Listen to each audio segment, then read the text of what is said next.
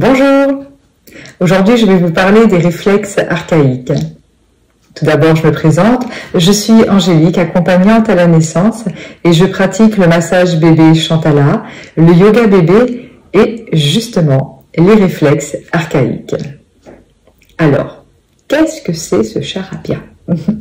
Ce sont des mouvements involontaires du bébé. Ce sont des réflexes primitifs qui vont l'aider en fait à se développer et à survivre. Ils sont déjà intégrés in utero.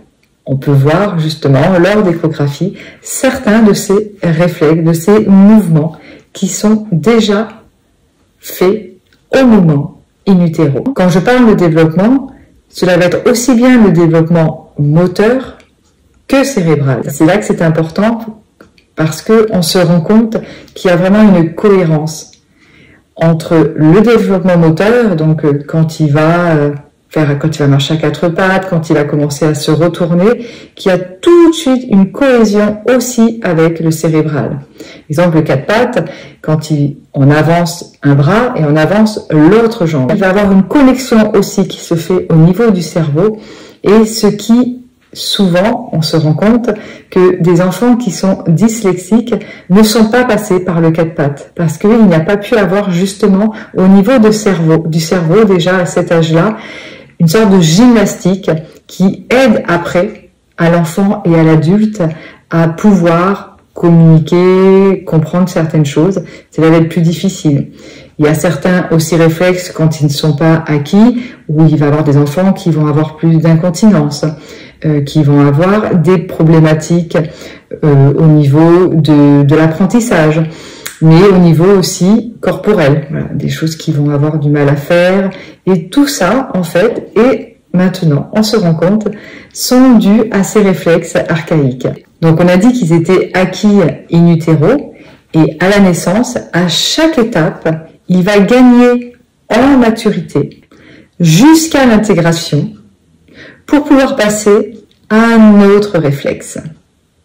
Et on voit vraiment ces réflexes début de la naissance jusqu'à peu près aux 9 mois où il y a le quatre pattes. La répétition en fait de ces réflexes va permettre au cerveau en fait d'avoir des connaissances pour qu'il y ait une bonne coordination, comme je vous ai dit, aussi bien moteur que cérébral.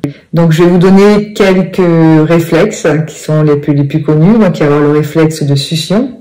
Et là aussi, on se rend compte déjà dans le ventre de la maman. Alors il y en a carrément qui sucent leur pouce, mais rien que la succion, en fait, quand ils avalent un peu du liquide amniotique, c'est déjà, voilà, pour déjà en fait travailler cette succion qui va être importante parce que on parle de survie.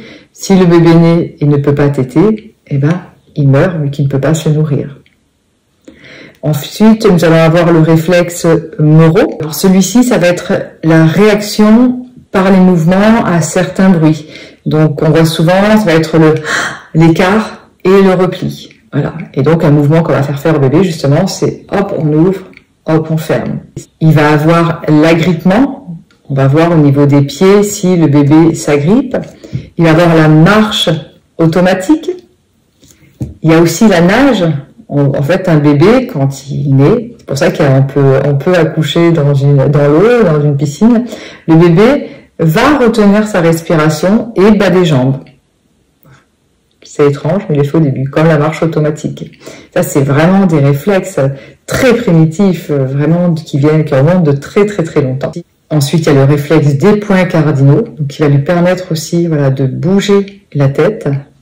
Et ça, c'est ce qu'on appelle aussi la survie. Ça va être le pouvoir de relever la tête et dégager son nez pour pouvoir respirer.